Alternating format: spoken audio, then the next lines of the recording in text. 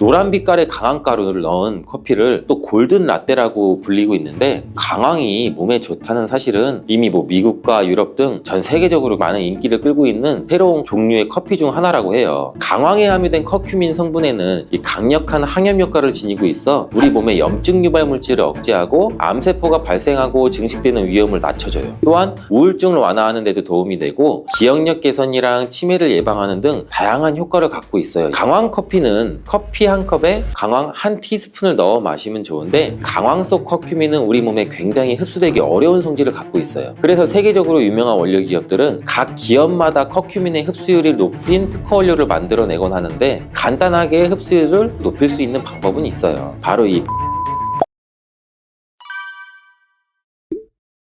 믹스커피, 지금부터 꼭 이렇게 드셔야 돼요. 의사들이 적극 추천하는 방법입니다. 믹스커피는 당뇨에 안 좋다는데 먹어도 되는 거야? 요즘 이렇게 질문하고 있지 않으세요? 결론부터 말씀드리면, 어떻게 먹는 건지에 따라서 이 믹스커피는 건강에 도움이 될 수도 있고 안 될 수도 있어요. 그래서 우리는 잘 알고 드셔야 되는 거예요. 지금부터 믹스커피에 대한 모든 것을 자세히 한번 알아볼 텐데, 영상을 끝까지 보시면 믹스커피 성분, 효능, 부작용, 건강에 어떤 영향이 있는지와 사람에 따른 하루 권장량, 믹스커피와 같이 드시면 정말 좋은 식품까지 그동안 몰랐던 믹스커피에 대한 모든 진실을 아실 거예요.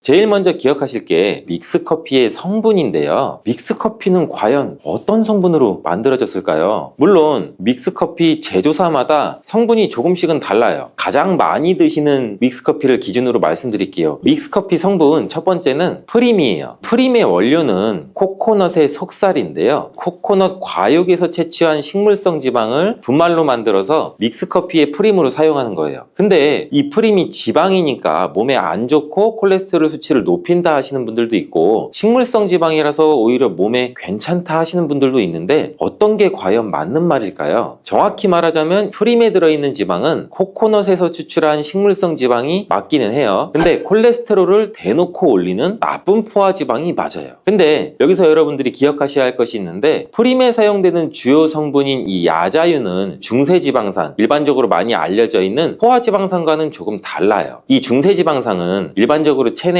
빠르게 흡수돼서 에너지원으로 전환이 되거든요. 또한 일반적인 포화지방산과는 다르게 심혈관 건강에 악영향을 미치지 않고 소화에도 도움을 줄 수 있는 지방산이긴 해요. 믹스커피 프림에 들어있는 포화지방은 그 양이 적다는 거예요. 요플레 하나 정도에 들어가 있는 양이라고 할 수 있어요. 요플레는 우리 건강을 위해 드시고 또 맛도 좋잖아요. 결국 믹스커피에는 몸에 안 좋은 포화지방이 들어있지만 소량이라서 콜레스테롤 수치의 영향이 하루 한 잔 정도는 매우 크게 좌지우지할 수 없다고 할 수 있어요. 그리고 콜레스테롤에 대한 것도 잘 아셔야 되는데, 우리가 식사하면서 섭취하는 콜레스테롤은 약 20%를 차지하고 나머지 80% 정도는 이 필요한 만큼 우리 몸에서 자연적으로 합성이 돼요. 그렇기 때문에 단순히 커피 한 잔 정도를 마신다고 해서 콜레스테롤 수치가 급격히 올라가거나 건강에 이상을 끼칠 정도의 영향을 주지는 않는다는 거죠. 믹스커피 성분 두 번째는 설탕이에요. 설탕은 당 성분으로 칼로리가 높아서 당연히 몸에 안 좋은 걸로 알고 계실 거예요. 더군다나 믹스커피에 들어있는 설탕은 정제 과정을 거친 백설탕이라서 일반적인 설탕보다 흡수 속도가 어마어마하게 빨라요. 즉 믹스커피를 마신 뒤 우리가 만족감을 쉽게 느끼는 것은 그만큼 흡수율이 빠르기 때문인데, 이 당이 소화 과정을 거치지 않고 곧바로 혈액에 녹아들게 돼요. 왜 안 좋은지 아시겠죠? 근데 여기서 반전이 있어요. 믹스커피에는 설탕이 5g 정도 밖에 이제 들어있지 않다는 건데, 쉽게 설명드리면은 우유 200ml 한 잔이 칼로리가 약 135칼로리 정도가 되고 단순당 함량은 약 10g 정도가 돼요. 그리고 콜라 한 캔의 칼로리는 100kcal 정도 되고 단순당 함량이 27g 정도. 그리고 요구르트는 이제 큰 거 말고 이제 작은 요구르트도 칼로리가 약 45칼로리 정도에 단순당 함량도 약 9g 정도 되는데, 그렇다면 믹스커피 한 잔에 들어있는 칼로리는 얼마나 될까요? 믹스커피 한 잔에는 칼로리가 약 50kcal 정도 들어있고 단순당은 6g 정도 들어있어요. 칼로리를 먼저 보자면 작은 요구르트 한 병 정도 수준이에요. 콜라랑 비교해봐도 콜라는 절반 정도 수준이고, 우유 200ml 한 잔하고 비교하면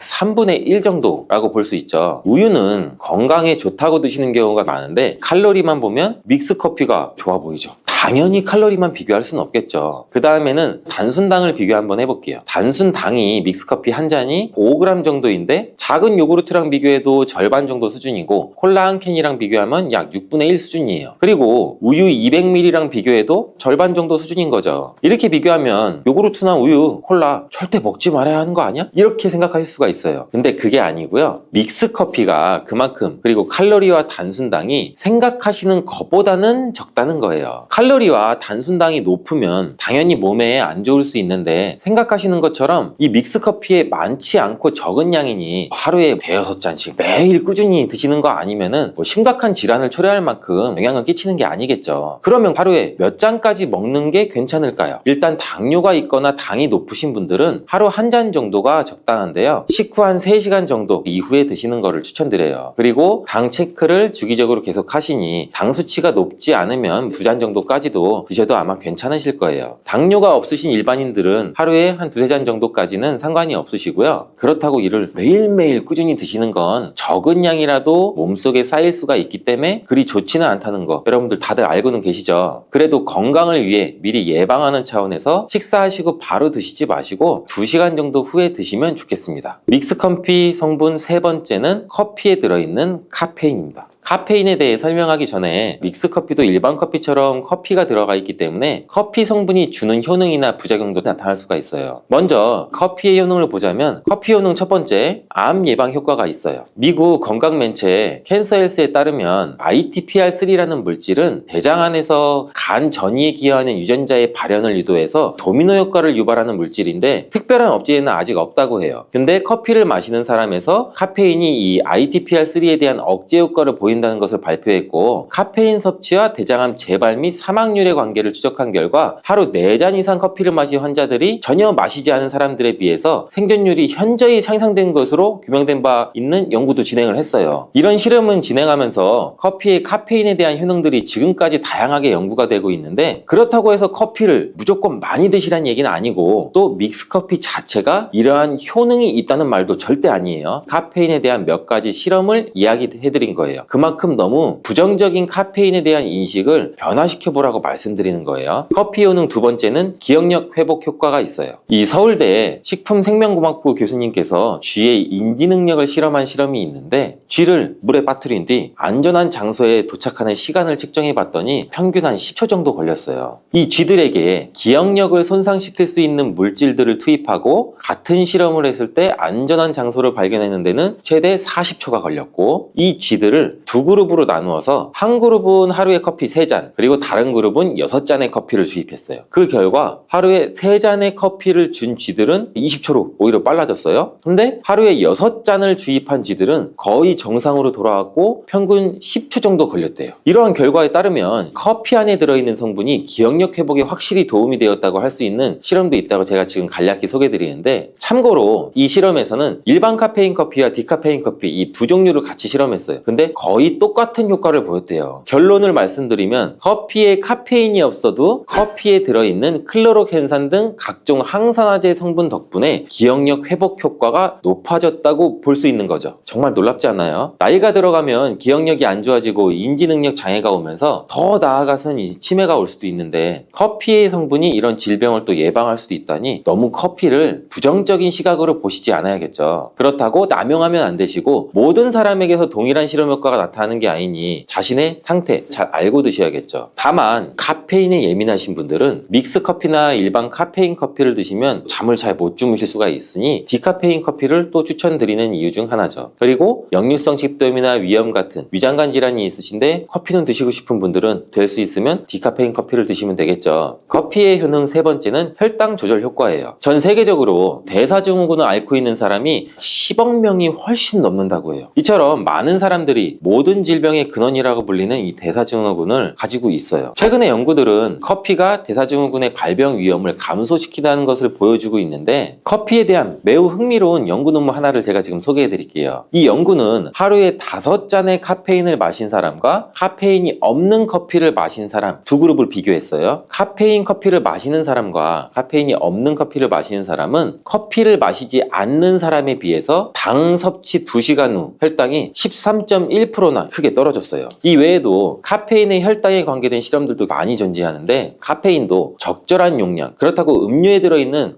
합성 카페인 이거를 말씀드리는 거 아니에요. 적절히 섭취하면 큰 부작용 없이 드실 수 있다는 것을 말씀드리는 거예요. 커피 효능 네 번째는 다이어트 효과예요. 다이어트를 하는 사람들이 운동하기 전에 커피를 마시고 나서 운동을 한다면 카페인이 신진대사를 빠르게 함으로써 운동 효과를 증진시키기 때문에 체중 감량에도 도움을 줄 수가 있어요. 뿐만 아니라 커피에는 카페인 성분이 포함되어 있는데 당연하게도 믹스커피에 포함된 커피에도 카페인이 포함되어 있겠죠. 이런 카페인은 적절한 용량을 섭취한다면 신체적 피로 해소와 소화기능 개선과 같은 효능을 누릴 수가 있어요. 오전에 커피 한 잔을 마시면 화장실에 가고 싶어지는 것도 커피의 카페인 성분이 우리 장 운동을 활발하게 해주는데 영향을 주기 때문이고, 물론 이뇨작용도 활발히 해줘서 소변도 조금 더 많이 보게 되긴 하지만요. 다시 돌아가서 믹스커피에 들어있는 세 번째 성분 카페인에 대해 알아볼 건데요. 믹스커피에 포함된 카페인 용량은 제품마다 차이가 있을 수 있어요. 평균적으로는 약 60mg 가량의 카페인이 한 잔 용량의 믹스커피에 포함되어 있는데 이는 일반적인 아메리카노 대비 3분의 1 수준에 해당하는 수치예요. 결과적으로 이 믹스커피의 카페인은 일반 아메리카노보다도 훨씬 적게 들어있는 거죠. 그렇다면 식약처에서 권고하는 카페인 일일 최대 섭취량은 얼마나 될까요?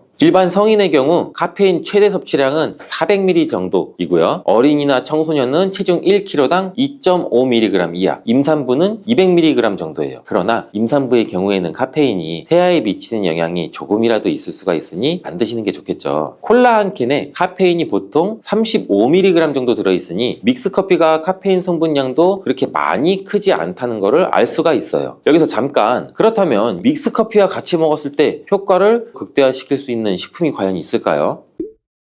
믹스커피와 같이 먹으면 좋은 음식 첫 번째는 강황이에요. 노란 빛깔의 강황가루를 넣은 커피를 또 골든 라떼라고 불리고 있는데, 강황이 몸에 좋다는 사실은 이미 미국과 유럽 등 전 세계적으로 많은 인기를 끌고 있는 새로운 종류의 커피 중 하나라고 해요. 강황에 함유된 커큐민 성분에는 이 강력한 항염 효과를 지니고 있어 우리 몸의 염증 유발 물질을 억제하고 암세포가 발생하고 증식되는 위험을 낮춰줘요. 또한 우울증을 완화하는 데도 도움이 되고 기억력 개선이랑 치매를 예방하는 등 다양한 효과를 갖고 있어요. 강황 커피는 커피 한 컵에 강황 한 티스푼을 넣어 마시면 좋은데, 강황 속 커큐민은 우리 몸에 굉장히 흡수되기 어려운 성질을 갖고 있어요. 그래서 세계적으로 유명한 원료 기업들은 각 기업마다 커큐민의 흡수율을 높인 특허 원료를 만들어내곤 하는데, 간단하게 흡수율을 높일 수 있는 방법은 있어요. 바로 이 후추인데, 미국에 있는 텍사스 주립대학에서 실시한 연구 결과 강황의 커큐민은 후추의 피페린과 만나면 흡수율이 약 2000%까지 높아지는 것으로 나타났대요. 강황 커피에 후추를 아주 살짝 넣어 드시면 건강 개선 효능을 높일 수 있으니 만약 향이 강하다고 느껴지신다면 우유를 조금 넣어서 드셔도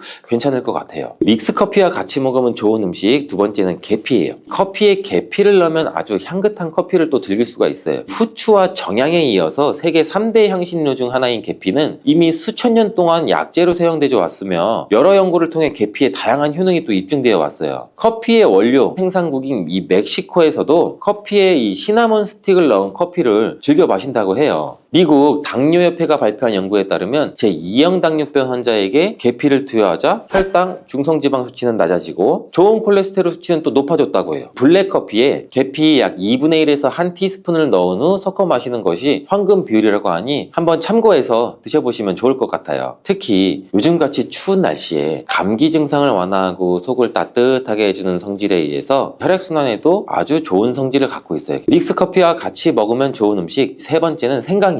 강력한 항산화 성분을 가진 생강은 커피에 넣어 함께 곁들여 마시면 생강의 알싸한 맛이 부드러워지면서 향긋한 생강 커피를 즐길 수 있다고 해요. 생강이 매운맛을 내는 이 쇼가올과 진저롤 성분이 우리 몸의 콜레스테롤을 낮춰서 동맥경화나 뇌경색 등을 예방해서 항염, 항암 효과가 또 뛰어나서 암을 유발하는 종양세포의 성장도 억제하고 다양한 효능을 갖고 있거든요. 특히나 기관지를 확장시키는 효과가 있어서 기관지염이나 천식이나 비염을 달고 사시는 분들은 자주 섭취하시면 아주 좋은 성분 성분이기도 해요. 추가로 생강에는 디아스타제라는 단백질 분해 요소가 있어서 식후 커피에 생강가루를 넣어서 마시면 장 운동을 촉진해서 더부룩한 속을 해소하는 데도 도움을 줄 수 있어요. 드시는 방법은 커피 한 컵에 생강가루 한 티스푼 정도 넣어 드시면 되고, 생강의 맛이 조금 걱정되신다면 처음에는 조금씩 넣고 서서히 맛을 익혀가는 것도 좋은 방법이라고 할 수 있어요. 제가 지금 말씀드린 방법이 무조건 믹스커피를 먹어라, 먹지 말아라 하는 말은 아니고, 믹스커피에 대한 오해와 건강을 걱정하시는 분들께 어떤 식으로 먹으면 조금이나마 건강에 대한 걱정을 덜게 만들어줄까 하는 의문에서 시작된 것이기 때문에 오해 말고 그냥 편안하게 들어주시면 좋겠습니다. 미국의 당뇨병협회 학술지에 따르면 매일 약 57g 정도의 피스타치오를 섭취한 당뇨 환자는 당 수치와 인슐린 감소에 도움이 된다고 발표했어요. 피스타치오는 특히 임신성 당뇨를 예방하는 데 탁월한 효과를 보여 임산부의 혈당 수치 조절에 굉장히 많은 도움을 주는 것으로 알려져 있어요.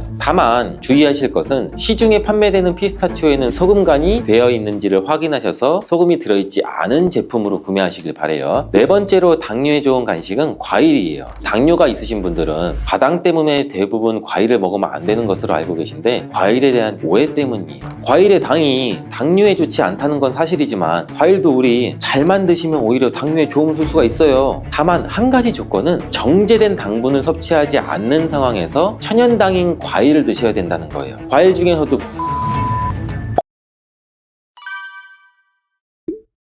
일단 당뇨가 발생되게 되면 우리 먹지 말라는 것, 먹으면 안 되는 것이 너무 많죠. 당뇨는 평생 관리해야 되는 질환이라고 하잖아요. 이것 때문에 평소 즐겨 먹던 음식들을 거의 다 못 먹게 되고 약간 항상 허기를 느낄 수밖에 없죠. 당뇨가 있으신 분들한테 식단 관리가 필수인 이유는 식이요법 없이는 치료가 불가능하기 때문이에요. 이 당뇨약은 혈당 수치를 인슐린 분비를 촉진시키거나 인슐린을 주입해서 인위적으로 혈당을 떨어뜨리는 역할을 하는 거고, 당뇨병을 완치해 주는 것은 아니에요. 그렇기 때문에 당뇨가 있는 분들이 식이요법을 시작하게 되면 먹지 말라는 음식도 너무 많고, 맛있는 기름진 음식도 먹으면 안 되고, 밥도 많이 먹지 말라고 하니 먹어도 금방 배가 고파지고 매우 고통스러워 하시는데, 당뇨가 있는 분들도 드셔도 되는 간식에 대해서 제가 알려드릴게요. 알려드리는 음식들은 당뇨가 있는 분들이 드셔도 괜찮을 뿐만 아니라 당뇨에 도움이 될 수 있는 것들이니 집중해서 영상 끝까지 시청해 주시기 바래요.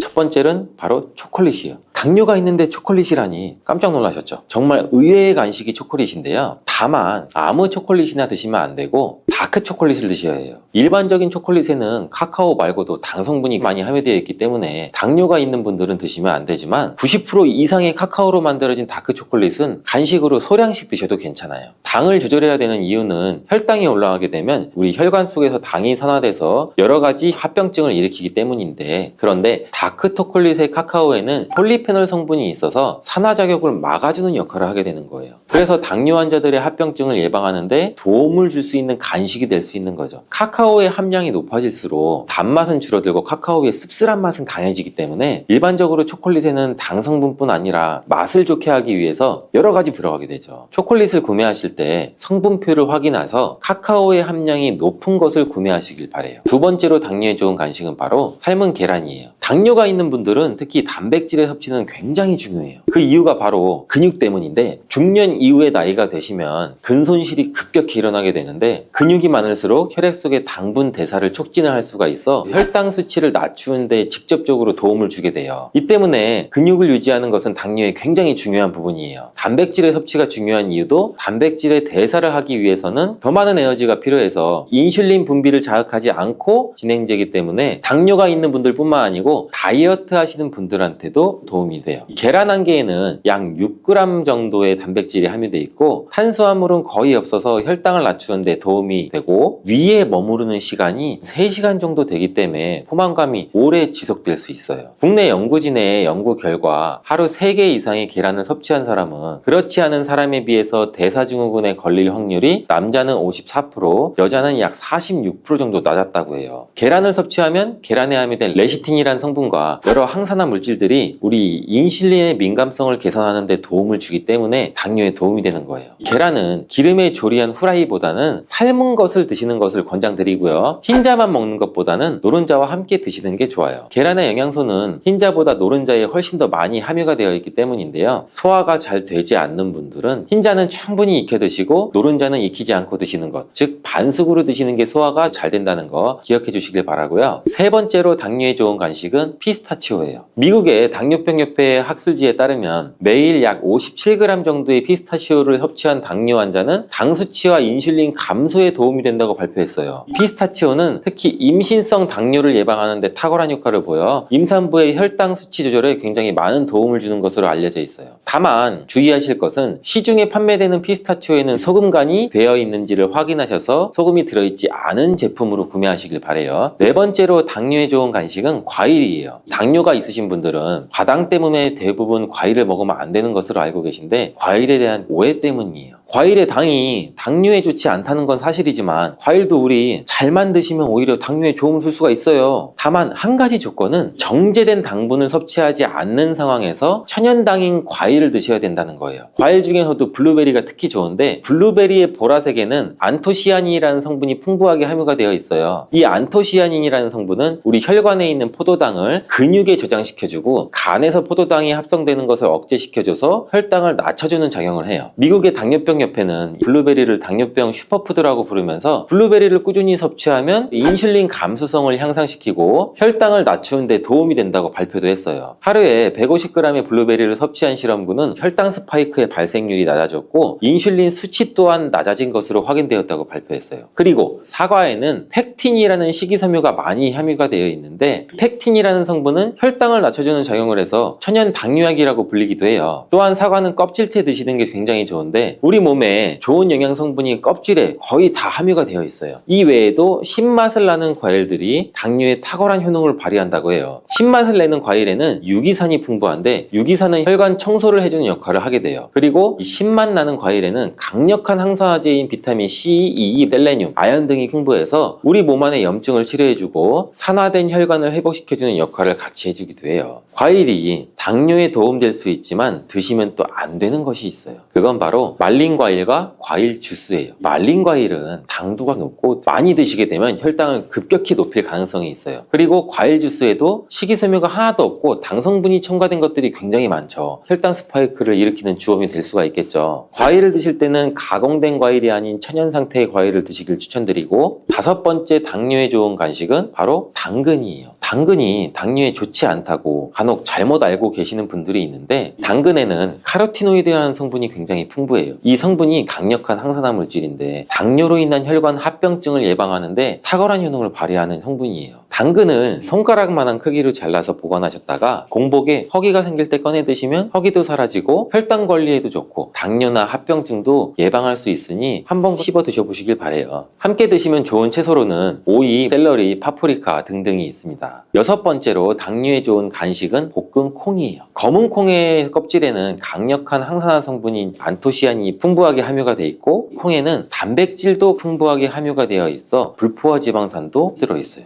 볶은 콩은 심혈관 질환을 예방하는 데 탁월할 뿐만 아니라 담즙 분비를 촉진하는 데에도 큰 도움을 주는데 변비가 있으신 분들한테도 도움을 주고 근손실을 방지하고 다이어트에도 도움을 줄 수가 있어요. 당뇨병이 정말 무서운 이유는 당뇨로 인해서 이 혈관에 문제를 일으키기 때문인데 우리 몸은 전체가 혈관으로 이루어져 있기 때문에 우리 몸 전체에 합병증을 일으킬 수 있는 가능이 있다는 거죠. 대표적인 것이 심혈관 질환인데 심장병, 심방세동, 심근경색, 뇌혈관 질환, 파킨슨 치매 등등등 일으킬 수가 있어요. 또 관절과 말초신경에도 문제를 일으킬 수가 있는데 당뇨로 발가락, 더 나아가 발목까지 절단하는 상황까지 이루어질 수 있는 굉장히 무서운 질환이에요. 눈의 혈관에도 문제를 일으키면 실명에까지도 이를 수가 있는데 최근 논문에 따르면 당뇨에 걸린 사람은 암에 걸릴 확률이 50%까지 증가하는 것으로 보고되고 있어요. 당뇨는 이렇게 단순히 혈당의 문제가 아니라 몸 전체의 질병을 일으킬 수 있는 굉장히 무서운 병이에요. 그렇기 때문에 식이요법을 철저히 해서 당뇨를 예방하고 처방약을 드시는 분들은 식이요법과 병행해서 치료해야 되는 게 가장 좋은 방법이에요.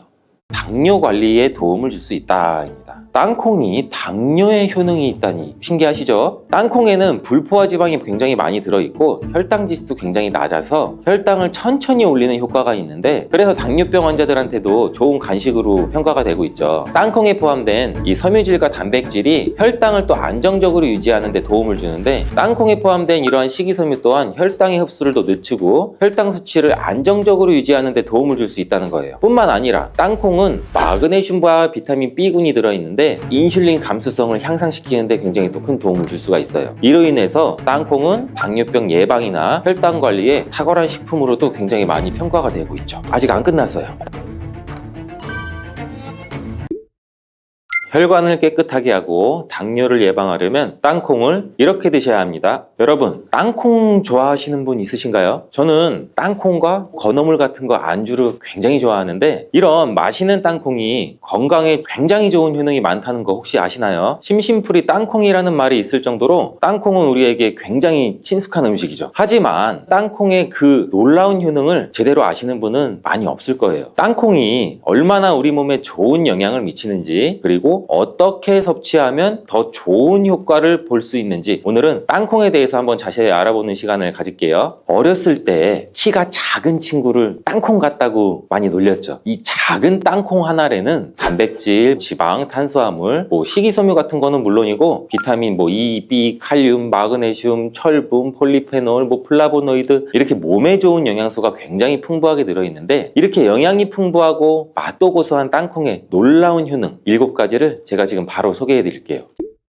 첫 번째는 땅콩의 놀라운 효능, 심혈관 질환 개선이에요. 이 미국의 심장학회에서는 땅콩을 추천 음식으로 소개한 거 알고 계시나요 혹시? 땅콩의 크기는 굉장히 작고 땅콩 안에 들어있는 영양소는 굉장히 많아요. 땅콩 안에는 불포화 지방산을 굉장히 많이 함유하고 있는데, 특히 땅콩에 함유된 이 모노불포화 지방산과 다불포화 지방산이라는 게 있어요. 나쁜 콜레스테롤인 LDL 수치를 낮춰주고 좋은 콜레스테롤인 HDL 수치를 높이는 데 도움이 돼요. 또한 땅콩에 함유된 이 단일 불포화 지방산이라는 거는 우리 몸에 있는 콜레스테롤 수치를 낮추는 데도 도움을 주고 혈중 콜레스테롤 수치가 낮아져서 또 심장 건강을 지키는 데도 매우 이로운 작용도 같이 하죠. 또 이러한 땅콩에는 불포화 지방산도 풍부하고 비타민 E가 풍부하게 들어있어서 혈액 순환도 돕고 심혈관 건강에도 굉장히 좋은 영향을 미칠 수가 있어요. 또 이 땅콩에는 마그네슘이나 칼륨, 식이섬유와 같은 이 심혈관 건강에 좋은 영양소를 함유하고 있어서 혈압 조절에도 굉장히 도움을 줄 수 있고 혈관도 건강하게 유지할 수 있게 도움을 준다는 것도 꼭 한번 기억해 주세요. 땅콩의 놀라운 효능 두 번째, 뇌 건강에 도움을 주는 거예요. 땅콩에는 레시틴과 비타민 E가 들어있는데, 이 성분은 뇌세포를 보호하고 뇌의 건강을 유지하는 데 굉장히 중요한 역할을 하죠. 특히 이러한 땅콩은 우리 기억력과 집중력 향상에도 도움을 줄 수 있어서 중년층과 노년층한테 매우 유익한 음식이라는 거, 그리고 땅콩이 함유된 비타민 E나 폴리페놀, 특히 그 레스베라트롤 같은 강력한 항산화 성분이 들어있는데, 이는 우리 뇌 건강에 도움을 줘요. 이러한 항산화 작용은 뇌에서 발생할 수 있는 산화 스트레스도 줄여주고 신경세포도 보호하고 뇌 기능을 향상시키는 기능도 같이 해주거든요. 이러한 땅콩은 불포화 지방산, 특히 오메가3 같은 지방산을 포함하고도 있고 뇌 기능도 개선하고 치매와 같은 뇌질환도 예방할 수 있는데,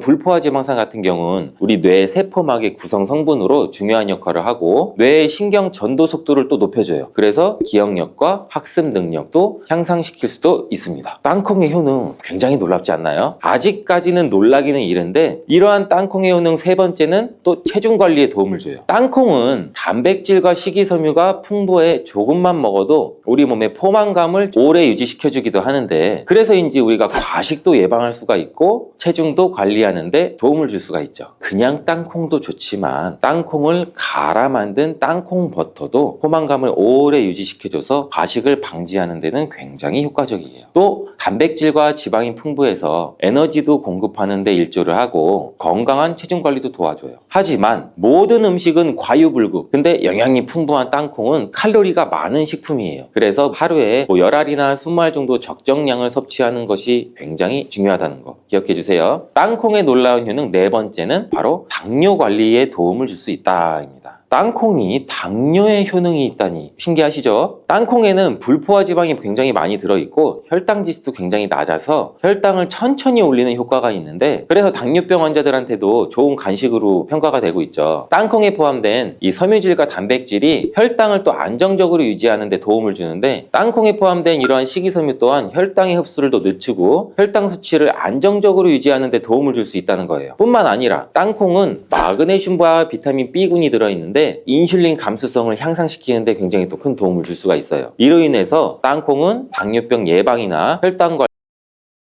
있죠. 아직 안 끝났어요. 땅콩의 효능 5번째, 피부 건강에도 도움을 주는 거예요. 땅콩에 들어있는 이 비타민 E와 항산화 물질들이 피부를 건강하게 유지하는 데 또 좋은 영향을 줄 수가 있는데, 땅콩에 들어있는 비타민 E는 피부 세포를 유해한 자유 라디칼로부터 보호하고 피부 노화를 지연시키는 데도 굉장히 중요한 영향을 줘요. 이 성분은 피부의 탄력을 유지하고 주름을 예방하는 데도 굉장히 효과적이고 피부의 노화도 방지해주고 염증도 줄여줘요. 또 우리 피부를 매끄럽고 촉촉하게 만들어주기도 하죠. 그래서 이 땅콩은 굉장히 아름다운 피부를 위한 좋은 식품이기도 하죠. 땅콩에 포함된 불포화 지방산, 특히 올레산과 리놀렌산은 피부의 수분 유지를 도와서 이 밸런스를 유지를 시켜줘요. 그래서 피부가 건조해지지 않도록 하고 염증도 줄여주고 트러블도 완화하는 데 굉장히 큰 도움을 줄 수가 있죠. 뿐만 아니라 땅콩에는 아연도 포함되어 있어요. 피부 상처 치유도 돕고 여드름과 같은 피부 쪽은 피부 문제를 개선하는 데 굉장히 또 놀라운 효능이 있는 성분들도 들어있습니다. 땅콩의 효능 6번째, 소화 건강에도 도움을 줄 수가 있어요. 땅콩에는 이 식이섬유가 풍부해서 소화 시스템에 좋은 영향을 주는데, 식이섬유는 장의 움직임을 촉진시키죠. 변비도 예방해 줄 수 있고 장내에 유익한 미생물의 활동을 도와서 장 건강에 매우 좋은 환경을 만들어줘요. 또한 땅콩에 포함된 불용성 섬유는 특히 장을 자극해서 배변을 원활하게 하고 장의 건강을 유지하는 데 중요한 역할을 하는데, 이 섬유는 장에서 물을 흡수해서 변을 또 부드럽게 만들어주기도 하죠. 땅콩의 놀라운 효능 7번째, 좋은 단백질과 건강한 지방 섭취에 굉장히 좋은 공급원이에요. 땅콩을 고기나 다른 동물성 단백질에 비해 지방이 적어요. 또 채식주의자나 비건이 단백질을 섭취할 때 유용한 대체식품이 될 수 있는데, 100g 정도의 땅콩은 약 25g에서 30g 정도의 단백질을 함유하고 있다는 거 아세요? 우리가 흔히 좋은 단백질 공급 식품이라고 생각하는 닭가슴살 단백질의 함량이 100g당 30에서 35g인 거를 생각해보면 단백질 함량은 닭가슴살에 비해 살짝 낮지만 대신 건강한 불포화 지방과 다른 다양한 영양소도 다량 함유되어 있어 단백질을 섭취하기에 충분히 좋은 식품이에요. 이렇게 건강에 놀라운 효능이 있는 땅콩, 그냥 아무렇게나 드시면 땅콩의 효능을 100% 섭취할 수 없다는 거 아세요? 보통 땅콩을 어떻게 조리해서 드시나요? 구워서, 볶아서, 삶아서? 모두 좋아하는 방법이 다르실 텐데 생땅콩을 먹는 것이 가장 좋다라고 들으신 분들도 있으실 거예요. 과연 땅콩을 가공하지 않고 생으로 먹는 것이 가장 좋은 방법일까요? 정답은 아니에요. 생땅콩에는 독성이 있을 수 있는 물질인 아플라톡신이라는 게 포함이 되어 있을 수가 있어요. 이를 피하기 위해서는 반드시 충분히 익혀서 먹어야 되는데, 볶거나 구운 땅콩은 이 아플라톡신을 제거할 수 있어 안전하게 섭취할 수 있지만 그보다는 땅콩을 삶아서 먹는 것이 더 건강에 좋다는 거 제가 지금 알려드릴게요. 땅콩을 삶았을 때는 더욱 건강에 좋은 이유가 몇 가지가 있는데, 첫 번째는 삶은 땅콩은 볶은 땅콩에 비해서 항산화 성분이 더 많아요. 볶을 때 일부 항산화 성분이 파괴될 수도 있고, 또 땅콩의 껍질에는 이 폴리페놀과 레스베라트롤 같은 이 항산화 성분이 풍부하게 함유되어 있기 때문에 땅콩을 볶은 뒤 버리는 껍질은 이런 몸에 유익한 성분들을 적게 섭취할 수밖에 없겠죠. 또 두 번째는 삶은 땅콩은 과일산이 더 적어요. 그리고 식이섬유도 풍부한데 이로 인해 소화가 용이할 수가 있어요. 세 번째는 삶은 땅콩은 아크릴아마이드라고 하는 발암물질도 덜 생성이 돼요. 아크릴아마이드는 고온에서 볶을 때 발생할 수 있는데 삶는 과정에서는 이 유해물질이 생성되지 않아요. 이제는 건강을 위해서는 땅콩을 삶아 드셔야 된다는 거 아시겠죠? 하지만 땅콩을 섭취하기 번거롭거나 조금 더 쉽게 섭취하고 싶으신 분도 있을 거예요. 이런 분들은 땅콩 버터를 드시면 돼요. 땅콩 버터를 땅콩에 버터를 넣어가지고서 비비는 거 아니야 뭐 이런 식으로 생각을 했는데 그게 아니고 땅콩을 계속해서 갈게 되면 크림과 같은 형태로 변하게 돼요. 근데 이게 마치 버터처럼 부드러워서 땅콩 버터라고 부르는 거죠. 땅콩 버터는 땅콩의 영양소를 그대로 담고 있어서 섭취할 때 매우 편리한데, 가공된 땅콩 버터에는 설탕이나 염분이 추가될 수가 있어요. 첨가물이 없는 순수한 땅콩 버터를 선택하는 게 좋겠죠. 땅콩 버터는 샐러드 드레싱에 넣거나 통밀빵 같은 데 발라 먹으면 더욱 건강하고 맛있게 섭취할 수가 있겠죠. 맛도 좋고 건강에도 좋은 이러한 땅콩, 이렇게 좋은 땅콩도 섭취할 때 주의할 점이 있다는 거 알고 계시죠? 제가 지금 말씀드릴게요.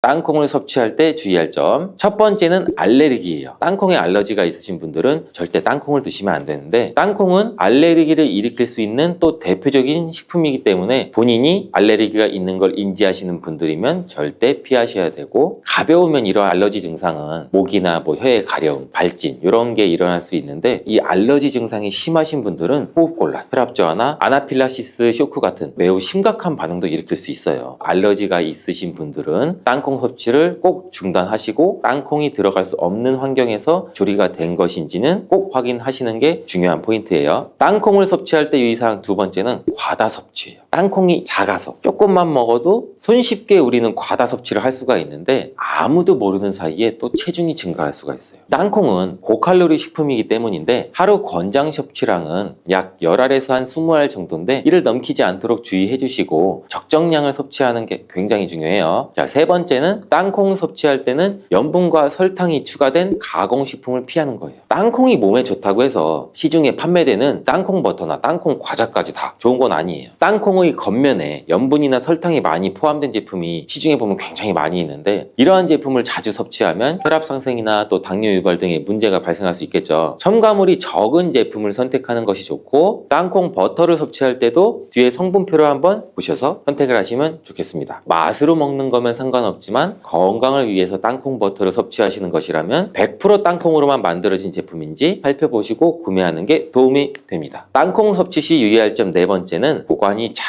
된 땅콩을 섭취해야 되는 건데, 땅콩이 건조된 식품이라고 생각해서 실온에 대충 던져놓고 보관하진 않으셨죠? 땅콩은 고지방 식품으로 지방산이 많이 포함되어 있어서 산패되기가 쉬워요. 산패된 지방은 인체에 해로운 물질인 과산화지질을 생성할 수가 있고, 조직 손상도 일으킬 수 있고 세포 손상도 일으킬 수가 있겠죠. 이러한 땅콩은 보관 상태가 부적절해지면 또 곰팡이도 자주 발생하는데, 이 곰팡이는 아플라톡신이라는 독소를 만들어요. 이 독소는 강력한 또 발암 물질로 알려져 있고, 장기적으로 섭취할 때 우리 간에 또 손상을 주겠죠. 그래서 굉장히 위험한 물질이기도 하고, 땅콩을 보관할 때는 통풍이 잘 되고 건조한 장소에 보관해야 되며, 곰팡이가 발생한 땅콩은 절대 섭취해서는 안 됩니다.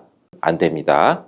뇌졸중이란 우리 뇌에 혈액을 공급하는 혈관이 막히거나 터지면서 뇌에 손상이 발생되는 질환으로, 이 혈관이 막히면 뇌경색, 또 혈관이 터지면 뇌출혈로 구분되는데, 전 세계적으로 매년 약 1,500만 명 정도 환자가 발생되고 있고, 2초마다 한 명의 사망자가 생기는 굉장히 무서운 질병 중 하나예요. 이 건강보험 심사평가원에 따르면 환자들이 뇌졸중 초기 증상을 보인 뒤 응급실에 도착하기까지 평균 13시간 44분 정도 걸렸고, 환자 10명 중 6명이 이 골든타임을 놓치는 바람에 후유증을 막을 기회를 놓쳐버렸다고 해요. 대부분의 환자들이 이러한 뇌졸중의 전조 증상을 잘 몰랐거나 대수롭지 않게 넘겼기 때문인데, 그렇다면 뇌졸중의 전조 증상에는 어떤 것들이 있는지 한번 볼까요?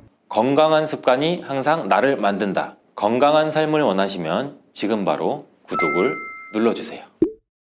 이런 증상이 나타나면 뇌졸중의 신호입니다. 바로 병원에 가시기 바랍니다. 뇌졸중 치료는 시간 싸움이라는 말이 있어요. 빠르게 대처했더라면 나을 수 있었던 증상들이 방치되는 시간이 길어질수록 치료도 어려워지고, 반신불구나 같은 여러 가지 후유증으로 평생 남아버리기 때문인데, 이 건강보험 심사평가원에 따르면 환자들이 뇌졸중 초기 증상을 보인 뒤 응급실에 도착하기까지 평균 13시간 44분 정도 걸렸고, 환자 10명 중 6명이 이 골든타임을 놓치는 바람에 후유증을 막을 기회를 놓쳐버렸다고 해요. 대부분의 환자들이 이러한 뇌졸중의 전조 증상을 잘 몰랐거나 대수롭지 않게 넘겼기 때문인데, 그러면 왜 전조 증상을 놓쳐서는 안 되는 걸까요? 앞서 설명드린 것처럼 이 뇌졸중은 빠른 시간 내에 병원에 도착하게 되면 이 치료 가능한 방법이 달라지고, 또 후유증의 강도에도 굉장히 큰 영향을 미치게 되는데, 오늘은 이 뇌졸중에 대해서 조금 더 깊게 알아보는 시간을 가져보려고 합니다. 이 뇌졸중이란 우리 뇌 뇌에 혈액을 공급하는 혈관이 막히거나 터지면서 뇌에 손상이 발생되는 질환으로 이 혈관이 막히면 뇌경색, 또 혈관이 터지면 뇌출혈로 구분되는데 전 세계적으로 매년 약 1,500만 명 정도 환자가 발생되고 있고 2초마다 한 명의 사망자가 생기는 굉장히 무서운 질병 중 하나예요. 이렇게 이 뇌졸중은 흔히 젊은 층보다는 고령층에서 많이 나타난다는 인식이 높은데 젊은 층 발생 비율도 낮지 않기 때문에 의심 증상이나 예방법을 미리 숙지하시고 계셔야 돼요. 먼저 뇌졸중의 대표적인 원인으로는 고혈압이나 혈관이 막히는 증상 중 하나인 죽상동맥경화성 혈전증, 심장병, 흡연, 음주, 비만 등등 굉장히 다양한 원인이 있는데 일반적으로 이러한 고혈압을 제때 치료하지 않고 방치하게 되면 이 혈관이 손상되거나 망막 손상이나 이로 인해 여러 가지 합병증도 생길 수가 있어요. 뇌졸중도 고혈압의 합병증 중 하나로 생길 수가 있는데 이처럼 혈압이 계속 높은 상태로 유지될 경우 말 그대로 혈압이 높은 상태로 유지되면 혈관벽에 가해지는 압력이 크겠죠. 이 압력이 증가할 수가 있어서 또 혈관도 손상될 수가 있어요. 이 손상된 혈관이 우리 몸의 뇌로 가는 혈류를 방해하고 또 이로 인해서 뇌졸중이 발생할 확률도 높아지죠. 특히 이 고혈압은 특정 혈관만 영향을 미치는 게 아니라 이 작은 혈관부터 큰 혈관까지 모두 영향을 미칠 수가 있어서 이로 인해서 혈관이 좁아져 뇌로 가는 혈류도 차단되고 동맥경화 같은 증상도 생기기도 하고 혈관 내벽에 이 단단한 플라크 같은 것도 생겨 혈관을 좁게 만들어서 결국에는 뇌의 산소와 영양 공급을 차단시켜서 허혈성 뇌졸중도 발생될 수가 있어요. 이때 딱딱해져서 탄력을 잃은 혈관이 터지게 되면은 그게 바로 뇌출혈이죠, 말 그대로. 고혈압이 있으신 분들은 건강한 분들에 비해서는 뇌졸중 위험이 많게는 4배까지 올라가고 심장질환의 경우는 발생 위험률이 약 17배까지나 높아질 수 있다고 하는데 이 흡연과 음주도 뇌졸중의 중요한 원인으로 꼽히고 있기 때문에 이 건강을 생각하신다면 금연과 금주는 필수로 해주시는 게 좋죠. 하루에 또 피우는 이 흡연량이 더 많을수록 더 발생 위험은 늘어나고 과음도 그 주기가 짧을수록 혈관에 손상을 주기 때문에 혈관에 기름기가 끼고 딱딱해지고 심지어는 동맥경화증까지 유발할 수가 있겠죠. 그렇다고 아예 안 먹을 수는 없겠죠. 근데 좀 적절히 텀을 좀 길게 두면서 건강한 음주 습관을 즐기는 것도 한 방법일 수가 있어요. 이 외에도 비만은 고혈압과 고지혈증, 당뇨 등을 유발하기 때문에 큰 병으로 키우지 않으려면 체중 관리에도 신경을 쓰는 것이 굉장히 좋습니다. 이 뇌졸중 하면 골든타임을 기억하라는 얘기도 굉장히 많이들 들어보셨죠? 증상이 발생된 후에 3시간 이내에 병원에 도착하셔서 진단을 받으면 이 초기 뇌 손상의 진행을 늦출 수가 있고 경과가 좋게 회복할 수 있는 가능성이 높아지는데 이렇게 혈관이 어떻게 막혀 있냐에 따라서 치료법도 달라지죠. 또 동맥내 혈전 제거 수술 같은 경우는 증상 발생 후 6시간 이내에 받는 게 가장 좋지만 혹여나 증상에 따라서 24시간 이내에도 시도해 볼 수 있다고 해요. 그렇기 때문에 빠른 대처와 치료가 굉장히 중요한 포인트인데 안타깝게도 대부분 골든타임을 놓쳐 조기치료 자체가 어려운 환자분들이 굉장히 많다고 해요. 만약 가족력이 있다면 평소에도 각별히 신경을 쓰시는 게 좋고 뇌졸중 전조 증상이 나타나면 증상이 일어날 시간을 메모하신 다음에 병원으로 가시는 게 이 발병 시간에 따라 치료가 또 달라질 수가 있다고 해서 증상이 발생한 시간을 꼭 기억해 주시고 메모해 주시는 것도 매우 중요합니다. 혹시나 어떤 병원에 가야 할지 모르겠고 이동 시간도 없으시다면 무조건 119로 전화하셔서 도움을 받으시면 굉장히 좋겠습니다. 그렇다면 뇌졸중의 전조 증상에는 어떤 것들이 있는지 한번 볼까요? 첫 번째는 반신마비 또는 이 안면마비예요. 뇌졸중 환자의 약 80% 이상 겪는 대표적인 증상으로 예를 들면은 설거지를 하다가 갑자기 그릇을 놓친다던가 길을 걷는데 갑자기 한쪽 다리에 힘이 풀려서 주저앉거나 이런 증상이 이제 종종 발생이 되는데 얼굴의 경우에는 이 어떤 표정을 지어도 어색해 보이고 삐뚤어 보이거나 대칭이 맞지 않는 그런 느낌 등을 받게 된다고 해요. 이러한 이유는 그 뇌의 특정 부분의 혈류 공급이 차단이 되거나 제한이 돼서 이 부분이 제대로 작동하지 않기 때문인데 이 뇌는 신체의 여러 기능을 조절하는데 각각의 신체 부위는 뇌의 이 특정 영역과 연결되어 있어요. 그래서 뇌졸중이 일어나게 되면 혈액 공급 중 일부가 차단이 되기 때문에 뇌의 일부가 손상이 될 수도 있고 그로 인해 운동이나 감각 기능에도 문제가 생길 수가 있죠. 즉 반신마비는 운동을 조절하는 뇌 부위의 일부가 손상됐을 때, 안면마비는 쉽게 안면 신경을 담당하는 영역이 손상됐을 때 발생한다고 볼 수 있는 거죠. 이 반신마비는 한쪽 팔과 다리의 감각이 사라지거나 힘이 빠져서 처져서 제대로 움직이기도 조금 힘들고 감각도 둔해지다 보니 통증이나 온도 차이를 느끼지 못할 수 있고 또 물건을 짚거나 우리가 들어 올리는 것도 좀 힘들어져요. 안면마비는 마비가 발생한 쪽의 얼굴은 움직이지 않고 고정되기 때문에 얼굴이 웃으면 일그러져서 비대칭으로도 보일 수가 있고, 마비된 쪽의 입모양이 처지고 눈도 제대로 감기지 않거나 이 눈꺼풀도 처져서 눈을 완전히 감는 것도 힘들다고 하네요. 이런 증상들은 갑작스럽게도 나타나고 몇 초 몇 분 사이에 또 사라지기도 해서 증상이 사라지면 나 피곤해서 그런가? 이렇게 긴가민가 하면서 넘어가실 수도 있는데, 증상이 사라진다고 해서 결코 안심하지 마시고 이 증상이 조금이라도 반복되면 신속히 병원에 가서 진단을 받아보시는 게 좋습니다. 조기 치료가 후유증을 줄일 수 있는 지름길이라는 거 다들 알고 계시죠? 오늘 알려드리는 이 전조 증상들을 잘 기억하셔서 여러분의 건강을 지키셨으면 정말 좋겠습니다. 다음으로 뇌졸중 전조 증상 이 두 번째는 언어장애예요. 뇌는 이 언어를 처리하는데 중요한 두 가지 영역을 갖고 있는데, 뇌의 왼쪽 이 전두엽 쪽에 위치하고 있으면서 언어를 생성하고 이 말하는 능력을 담당하는 그 브로카 영역과 언어를 이해하고 이 왼쪽 측두엽 쪽에 위치한 베르니케 영역이라는 게 있어요. 이 뇌졸중은 주로 이 왼쪽 뇌가 영향을 받기 때문에 말하기, 이해하기, 우리가 읽고 쓰는 거 모두 조금씩 불편하고 어려워지는데, 이렇게 뇌졸중이 의심되면 대화를 계속 이어나가 보세요. 발음이 아라라라 뭉개지면서 어눌해진다거나 같은 말을 반복하고 상대방 이야기를 잘 이해하지 못하고 평소와는 약간 다른 대화 패턴이 보일 거예요. 그리고 타 발음이 잘 안 되거나 아니면 간단한 문장을 소리내서 읽기도 어렵고 특정 단어가 잘 나오지 않는다면 살짝 뇌졸중은 의심해 보실만 해요. 평소에도 맘마랄라 가가 이 세 가지를 한번 기억해 주시고 발음 테스트를 수시로 해보시는 것도 좋아요. 발음이 계속 뭉개지거나 발음하기가 좀 힘든다면 병원에 가셔가지고 약간의 검사나 다른 이제 상담 같은 것도 받아보시는 것도 추천드립니다. 혹시 영화나 드라마에서 갑자기 하고선 이렇게 쓰러지는 거 많이들 보셨죠? 뒷목을 잡고 쓰러지는 장면을 많이 보셨는데, 실제로 뇌졸중은 증상이 조금 다른데 초기 신호를 잘 알아차리고 병원에 도움을 받는 게 굉장히 중요해요. 뇌졸중 전조 증상 이 세 번째는 어지럼증과 균형 감각 상실입니다. 이 특별한 이유 없이 갑자기 어지럽거나 균형을 잃게 된다면 이 뇌에 문제가 발생했을 가능성이 매우 높은데요. 순식간에 일어났다가 사라지기도 하는데 나 오늘 컨디션이 좀 안 좋은가? 어제 무리해서 그런가? 이런 생각도 많이 하실 수 있어요. 근데 갑작스러운 어지럼증은 뇌졸중의 원인 중 하나일 수도 있습니다. 우리 뇌에 손해가 손상되면서 균형을 조절하는 능력이 상실돼 나타나는 현상인데, 이 우리의 손해는 신체의 균형과 협응 그리고 자세 조정 이런 부분을 담당하고 있어요. 뇌졸중이 손해에 영향을 미치면 신체의 움직임을 조절하는 데 어려움이 생겨서 어지럼증이나 불안정한 걸음걸이, 자세 불안정, 동작이나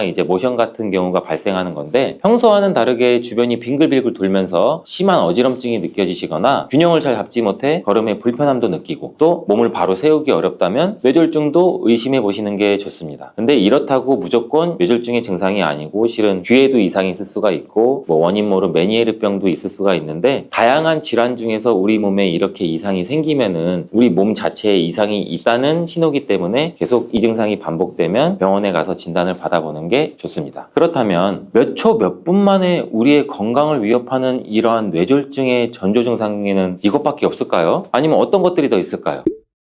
바로 시야장애와 두통이랑 구토입니다. 이러한 시야장애는 이 후두엽 시각 경로에 있는 뇌관이 손상되면서 정보 처리나 정보 전달에 문제가 발생하고 보이지 않는 것, 그리고 반맹이나 복시 이러한 증상이 나타나게 되는데, 이 뇌관은 시각을 처리하는 중요한 부분은 아니지만 이 시각 경로와 관련된 중요한 신경 핵들이 존재해요. 그래서 시야 결손은 특정 부분에서 갑자기 시야가 이쪽에서 사라지거나 흐릿하게 보이는 증상이고, 반맹이라는 거는 시야의 이 절반이 보이지 않거나 흐릿해지는 현상, 또 복시는 눈 근육이 조정이 잘 되지 않아서 이 시각 경로에 문제가 생겨 두 개의 이미지가 동시에 보이는 증상이에요. 혹시나 이 짧은 시간 안에 시야가 왜곡되거나 흐릿해지고 보이지 않게 될 경우에는 잠깐의 변화라고 생각하고 이를 무시하고 넘길 수는 있는데, 뇌졸중의 전조 증상 중에 하나일 수도 있습니다. 그래서 이 증상이 반복되면 역시나 병원에 방문해서 진단을 받아보시는 것도 좋은 방법입니다. 또 하나의 증상인 두통과 구토에 주목해주세요. 현대인들의 고질병 중에 하나가 바로 두통이죠. 그래서 두통으로는 어떻게 보면 쉽게 뇌졸중 전조 증상을 알아차리기가 좀 힘들다고 생각하시지만, 뇌가 손상된 상태에서의 통증은 일반적인 우리가 느끼는 두통과는 조금 다르게 극심한 통증이 나타난다고 해요. 머리가 깨질 듯한 두통이 발생하고 사라지는 게 반복이 된다면 이것 또한 뇌졸중의 심각한 증상일 수가 있어요. 일반 두통인 증상이랑 다른 쪽의 원인으로 인해서 느끼는 두통은 좀 차이가 있어서 그런 것들은 잘 구분해 주시면 좋겠습니다. 이 뇌졸중은 뇌의 일부의 혈류가 차단되거나 감소하는 상황이라고 말씀드렸죠. 이 혈액이 공급이 중단되면서 뇌 조직도 손상이 되거나 혈관이 터지고 출혈이 발생하고, 이로 인해 혈관 내압이 증가해서 참을 수 없는 두통과 구통도 같이 동반한다고 해요. 혹시나 가족이 뇌졸중 증상을 나타낸다면 즉시 지조하지 마시고 119에 연락한 다음에 우선 환자를 편안하게 안정시키고, 혹시나 의식이 없을 경우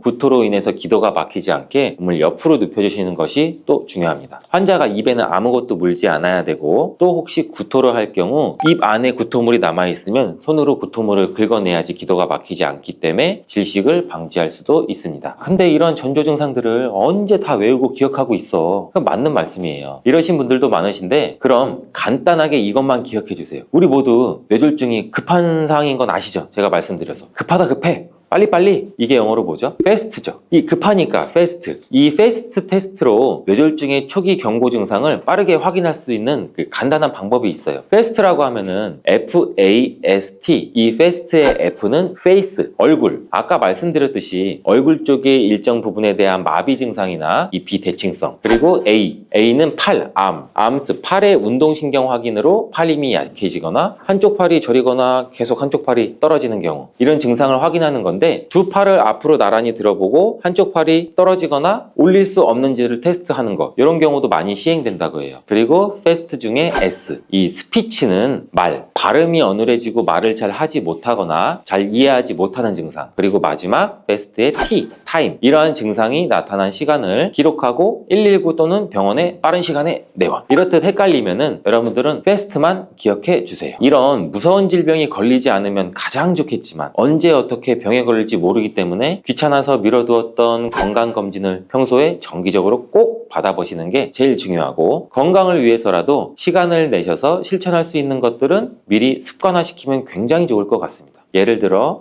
혈압관리나 건강한 식단, 운동, 금연, 체중관리, 금주 굉장히 많이 있죠. 또 고혈압은 뇌졸중 아까 말씀드렸듯이 중요한 위험 요소로, 지속적으로 혈압이 높을 경우 뇌혈관에 과한 압력이 가해져 혈관이 손상되거나 터질 수 있기 때문에 건강한 수치를 유지하는 것이 도움이 되겠죠. 그러기 위해서는 과도한 나트륨과 고지방 음식은 피하는 게 좋고, 운동도 주기적으로 열심히 해주시고, 과일, 채소, 통곡물, 이러한 식이섬유나 항산화 성분이 많이 함유된 식품을 섭취하는 것도 좋고, 매일 30분 이상 걷기, 조깅, 자전거, 이렇게 유산소 운동을 적절히 반복해 주시면 뇌혈관에 손상을 주고 또 혈압을 상승시키는 흡연과 음주, 이런 것도 하지 않는 게 뇌 건강에는 굉장히 도움이 됩니다.